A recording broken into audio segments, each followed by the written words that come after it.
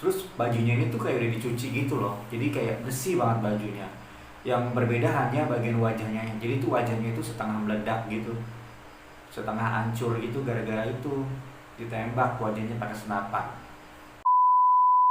Hello guys, kembali lagi sini bersama gue Ivan. Dan kali ini gue bakal bawain kisah-kisah pembunuhan atau misteri kayak gitu ya. Gue dapet kisah ini atau terinspirasi dari kisah ini tuh gara-gara gue punya temen gue itu single parent. Kebetulan dia ini tuh menitipkan anaknya ke mbaknya gitu. Nah, gue nih ada dapat beberapa cerita atau sebuah cerita tentang pembunuhan yang dilakukan oleh the baby sitter killer. Nah, ini gue bakal bahas tentang itu. Pembunuhan pertama dilakukan terhadap Max Stebbins, yaitu seorang anak laki-laki yang baru berusia 12 tahun. Pada tanggal 15 Februari, yaitu tahun 1976, si Max ini izin sama orang tuanya dia mau pergi. Kebetulan rumahnya ini ada di sebuah pinggiran kota Detroit, yaitu kota Ferndale. Nah, di sana tuh si Max mau pergi ke Legion Amerika. Nah, kota Ferndale ini terkenal dengan kota yang sangat aman, bahkan tingkat kejahatannya tuh hampir 0%, hampir nggak ada kejahatan. Si Mark ini udah sering nih sebelumnya tuh pergi ke Legion Amerika. Nah, si Mark ini sempat telepon emaknya kalau dia ini mau pulang. Cuma sampai beberapa hari si Mark ini nggak lekas pulang. Akhirnya orang tuanya Mark ini laporlah ke kepolisian setempat. Nah, terus dilakukan nih pencarian tentang si Mark ini, kemana nih bocah, kok nggak ada hidungnya, nggak kelihatan hidungnya gitu kan ya. Nah, akhirnya udah selama pencarian 4 hari ini nggak ada kemajuan. Nah, tapi akhirnya bukan ya, sebuah penemuan yang sangat-sangat mengerikan dan sangat membingungkan gitu. Si Mark ditemukan di sebuah komplek perkantoran. Jadi Mark ini ditemukan di tempat parkirnya, dan itu tuh nggak di secara sembunyi, tapi benar-benar ditempatin kayak emang sengaja biar kelihatan orang. Pihak berwenang akhirnya memutuskan kalau Mark ini sudah meninggal dunia dengan adanya bekas cekikan di leher dan adanya luka pergelangan tangan maupun pergelangan kaki bekas ikatan. Dan gak cuma itu aja, Mark ini diduga diperkosa dan ditemukan 2 luka di bagian kepala belakang sebelah kiri katanya. Miris banget ya, ditemukan dengan keadaan seperti ini. Dan tapi ini dia ditemuinnya nggak telanjang, nggak gimana enggak, ditemukan dengan menggunakan pakaian lengkap sesuai dengan saat dia hilang. Pada saat hari dia itu nggak ada kabar, sama persis, nggak ada yang berubah, nggak ada yang ditinggalin satupun, bajunya sama persis, cuman bedanya dia udah kehilangan nyawanya. Nah, kematian Mark ini tidak ada petunjuk lain ataupun saksi mata terkait penemuan mayatnya si Mark. Dan penemuan mayat ini bukan menjadi akhir dari sebuah pembunuhan, tapi ini justru awal. Nah, setelah si Mark ada juga korban-korban selanjutnya. Nah, sekarang gue bakal bahas nih ke korban kedua. Korban kedua bernama Jill Robinson. Dia ini anak perempuan berusia 12 tahun. Pada tanggal 22 Desember 1976, si Jill ini berantem dan nih sama ibunya. Nah, ala-ala anak-anak gitu ya, berantem sama ibunya, mau minggat dari orang tuanya gitu. Dia tuh bawa baju-bajunya, dimasukin ke tas ranselnya dengan penuh dengan baju bel itu tasnya, terus dia pergi naik sepeda. Nah, orang tuanya ini berasumsi kalau Jill ini pergi hanya untuk menenangkan dirinya. Tapi si Jill ini gak pulang-pulang sampai malam, sampai akhirnya keesokan harinya ditemukan nih sepedanya si Jill. Tapi Jillnya gak ditemuin, sepedanya aja. Hingga akhirnya pada tanggal 26 Desember ditemukanlah nih tubuhnya Jill. Tapi ditemukannya ini udah dalam keadaan tewas. Nah, penemuan tubuhnya Jill ini sangat-sangat mengerikan dan sangat-sangat mengejutkan. Mengejutkannya adalah tubuhnya Jill ditemukan dengan pakaian yang lengkap. Sama seperti si Mark, pakaiannya masih lengkap, dengan tas ranselnya dan barang-barangnya yang gak hilang satupun. Dan tubuh Jill ini kayak bersih, kayak dirawat gitu, kayak gak kucel dan gak ada luka kekerasan seksual ataupun fisik, cuma ada luka tembakan bekas senapan di wajahnya. Terus bajunya ini tuh kayak udah dicuci gitu loh, jadi kayak bersih banget bajunya. Yang berbeda hanya bagian wajahnya, jadi tuh wajahnya itu setengah meledak gitu, setengah hancur gitu gara-gara itu ditembak wajahnya pakai senapan. Ibu kok merinding, ngeri banget ya. Nah Jill ini sama nih kayak si Mark, penemuan mayatnya ini nggak ada petunjuk apapun dan nggak ada saksi siapapun, itu nggak ada. Nah udah korban kedua, kita lanjut ke korban ketiga. Jadi nggak cuma dua aja, masih ada lagi nih. Yang ketiga namanya Christine Michaelis. Ini seorang gadis perempuan yang baru berusia 10 tahun. Pada tanggal 2 Januari, tepatnya 1 bulan setelah hilang, setelah kejadiannya si Jill, tepatnya tahun 1977 ya, sebulan doang. Nah, dia ini katanya mau pergi ke sebuah tokonya itu 7-Eleven ya. Dan setelah dia bilang mau pergi ke toko itu, dia nggak pulang-pulang nih, nggak ada kabar. 19 hari kemudian nih, ditemukanlah nih mayatnya. Ditemukan ini oleh seorang tukang pos. Tukang pos menemukan tubuhnya ini sedang berbaring di jalan dengan pakaian yang lengkap dan gak kurang satu apapun, dengan keadaan tangan yang menutup dada, seolah-olah tuh menandakan kalau dia ini meninggal dengan keadaan yang damai gitu. Pihak berwajib ini mengatakan bahwa meninggalnya ini dengan cara kehabisan nafas, cuman nggak tahu nih cekek apa gimana, pokoknya dengan kehabisan nafas. Dia itu baru meninggal kurang dari 24 jam. Dan sama nih sama tubuh-tubuh yang sebelumnya, ditemukan dalam keadaan yang bersih, kayak dirawat gitu, pakaiannya pun bersih, kayak habis dicuciin gitu sama dia. Gimana lagi ya, udah gue jelasinnya. Pokoknya di korban ketiga ini, polisi ini yakin kalau ini tuh pelaku yang sama kayak gitu. Nah, udah tadi korban ketiga, kita sekarang masuk ke korban keempat, yaitu seorang anak laki-laki yang bernama Timothy King. Jadi seorang laki-laki yang baru berusia 11 tahun pada tanggal 11 Maret tahun 1977. Berarti ini selang 2 bulan setelah yang sebelumnya ditemukan lagi nih orang hilang, laporan orang hilang. Timothy ini, dia ini bilangnya mau pergi nih ke toko permen. Dia bilangnya mau beli permen nih, yaitu sebuah toko yang berada di Oakland County. Dan akhirnya pada tanggal 22 Maret ditemukan lagi jasadnya si Timothy. Bocah ini ditemukan di sebuah selokan dengan keadaan yang bersih, baik, dan pakaiannya pun bersih kayak sebelum-sebelumnya. Dan ini tuh kayak habis disetrika gitu pakaiannya. Dan ditemukan ini kalau Timothy baru meninggal kurang lebih 6 jam. Baru banget dong dia meninggal. Dan ditemukan kalau Timothy ini meninggalnya karena kelelahan. Ditemukannya juga ada kekerasan seksual oleh benda-benda asing kayak gitu. Namun anehnya nih, bocah ini ditemukan oleh pihak berwajib kalau beberapa jam sebelumnya Timothy ini udah makan ayam KFC. Dan menurut tuturan orang tuanya nih, kata orang tuanya ini makanan favoritnya si Timothy kalau ayam KFC itu gitu. Di sini nih mulai nih ketegangan dan kebagongan. Ada pembunuhan tapi kayak korban ini diperlakukan dengan baik kayak gitu, kayak dikasih makanan favorit. Nah jadi polisi mulai bingung nih, nyari motif segala macam, nyari alasan segala macam, masih kayak bingung gitu kan.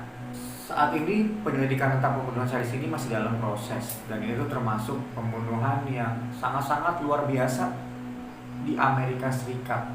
Dan akhirnya dibentuk nih yang namanya tim buat investigasi atau menguak nih pembunuhan. Dibentuklah nih ada 13 komunitas, dan mereka nih memeriksa setiap jejak dan petunjuk yang masuk. Sebagian besar berakhir dengan jalan buntu atau kasusnya ya susah lah gitu. Tapi ada juga nih petunjuk-petunjuk yang bisa diyakini ini benar dan masuk akal gitu. Akhirnya ada nih yang titik terang, ada seorang mengaku kalau dia sempat melihat Timothy. Jadi seorang ini melihat Timothy ini di toko permen. Dan saat di parkiran ini Timothy disamperin nih sama laki-laki yang jauh lebih tua dari dia, dan laki-laki ini mendarai sebuah mobil. Nah, mobilnya ini namanya itu mobilnya jenisnya AMC Gremlin. Dia itu ada garis khas, garis-garis putih di mobilnya. Nah, tukang ini tuh ngasih taunya tuh dengan sangat-sangat detail, bahkan dia bisa ngasih sketsa tentang cowok ini nih, cowok yang ngebawa si Timothy ini. Ada juga nih sebuah petunjuk. Petunjuknya ini adalah sebuah surat. Surat ini tuh dikirim sama seseorang yang mengaku kalau ini tuh namanya Allen. Dikirim ke kantor polisi.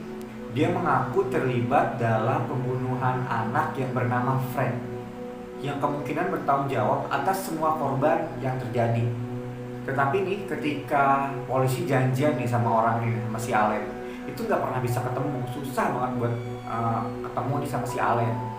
Nah, setelah itu tuh ada nih beberapa orang yang dijadiin kayaknya orang ini nih yang ngelakuin ya, kayaknya gitu. Nah, yang paling menonjol nih bernama Ted Lamborghini. Dia itu seorang pensiunan pekerja otomotif yang juga nih diduga terlibat dalam kasus pornografi anak dan kasus perdagangan manusia.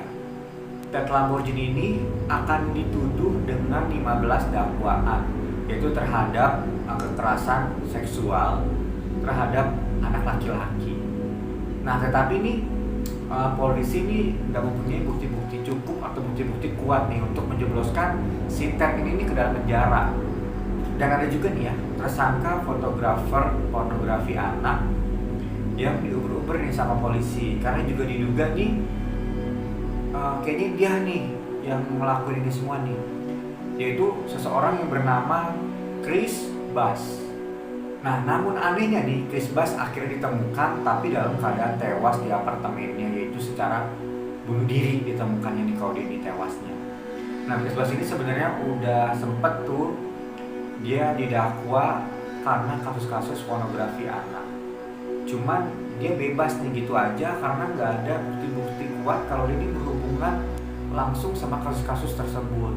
Nah, di dalam kamar Chris Bass ini ditemukan foto seorang anak yang seperti sedang kesakitan, dan foto anak ini mirip banget nih sama si Max Stebbins yang anak pertama tuh, mirip banget tuh di situ.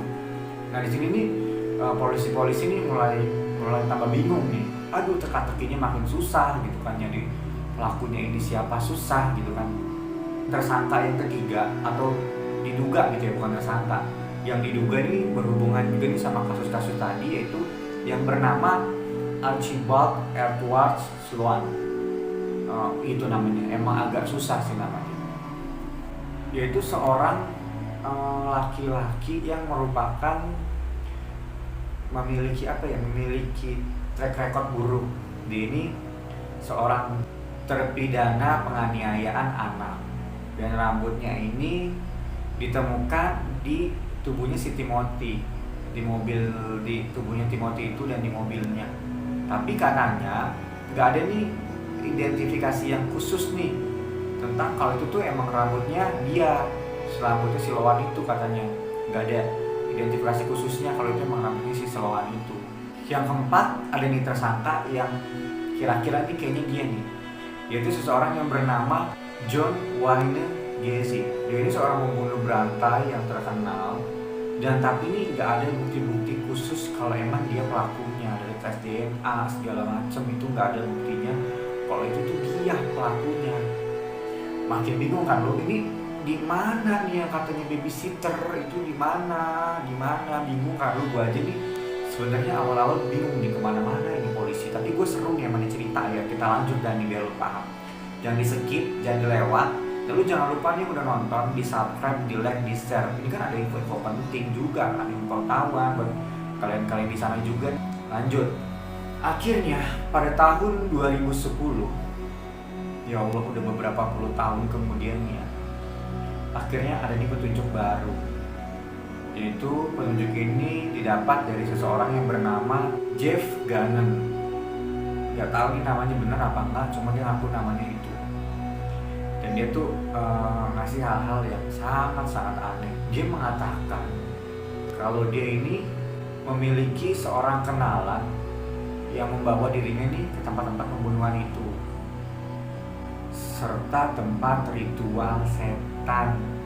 Serem banget ya. Dia juga nih mengetahui detail suratnya si Allen ini nih, dia tahu. Dan dia nih mengklaim kalau dia ini punya bukti-bukti penting terkait pembunuhan ini.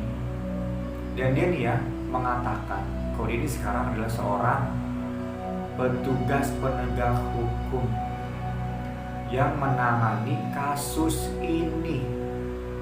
Meskipun dia nggak ngasih tahu nih dia nih bertugas di departemen mana atau di kepolisian mana gitu, dia nggak ngasih tahu. Cuman yang dia ngasih clue kayak gitu doang. Jadi ini menuduh kalau tim investigasi lain nih salah ngambil tindakan atau ngambil tanggapan gitu. Menurut Jeff, timnya dia nih udah menemukan atau memecahkan misteri ini, dan dia ini memiliki bukti-bukti kuat katanya. Dan dia ini bersedia memberikan pemikirannya dalam kondisi anonimitas. Menurut Jeff, pembunuhan ini dilakukan oleh sekte Wiccan atau Wiccan itu sekte. Setahu gue sih, kalau gue pernah baca tentang Wiccan ya, itu sekte yang percaya akan ilmu sihir ataupun penyihir. Setahu gue kayak gitu. Dan itu tuh ada katanya di Inggris. Tapi ini gue nggak tahu nih kalau di Amerika beneran ada apa enggak. Nanti lah gue bakal bahas di video-video yang akan datang. Video lanjut. Jadi menurut Jeff ini nih, sekte ini tuh melakukan pengorbanan manusia yang bertepatan dengan perayaan pagan atau kalender lunar. Dan menurut Jeff nih, bahkan pihak kepolisian nih nggak tahu semua korbannya. Karena menurut Jeff, korbannya itu nggak cuma 4, bahkan ada 11-16 korban lainnya menurut pengakuannya Jeff nih. Nah, ini semua nih sebenarnya sangat menarik ya, sangat teka-teki. Cuma nih si Jeff ini nggak pernah ngasih tahu sampai akhir dia ini siapa, dan nggak pernah ngasih unjuk bukti fisiknya itu.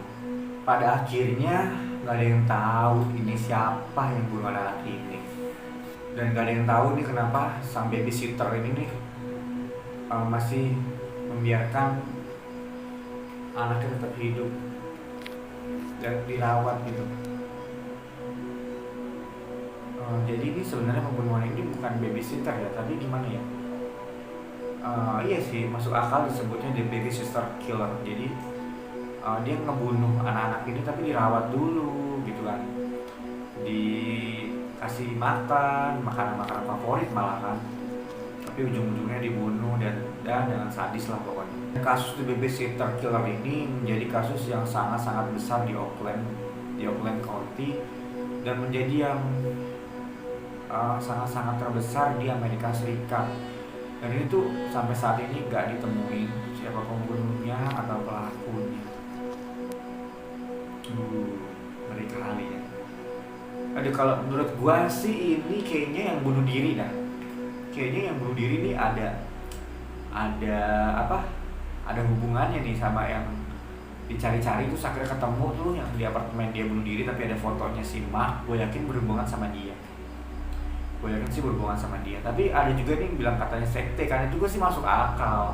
Karena gue merinding, karena tuh pembunuhan ini aneh ya, kayak bunuhnya nih nggak ada motif gitu, nggak ada motif khusus, kayak orang iseng aja gitu kan.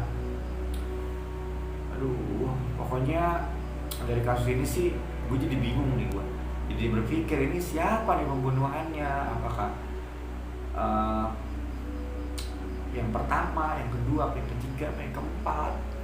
Bingung tuh gue yang mana ya. Kayaknya sih yang kedua aja kayaknya. Tapi nggak tahu ya, karena kan kasusnya itu sampai sekarang masih berlanjut karena nggak ditemuin siapa pelakunya. Dan karena ini gue bakal closing aja ya, biar kalian nggak tambah bingung, tambah pusing atau puyeng. Intinya sih ini kasus misteri yang sangat-sangat luar biasa, dan aduh, ngeri banget ya sebenarnya ini kisah. Yaudah, gue di sini mau pamit, dan semoga aja sih semua yang gue ceritain dan apa yang gue lakuin membawa informasi dan inovasi. Apa ya itu inovasi? Gak ada inovasi kalau video gue. Ya intinya mah informasi lah gitu kan ya, ada sebuah informasi.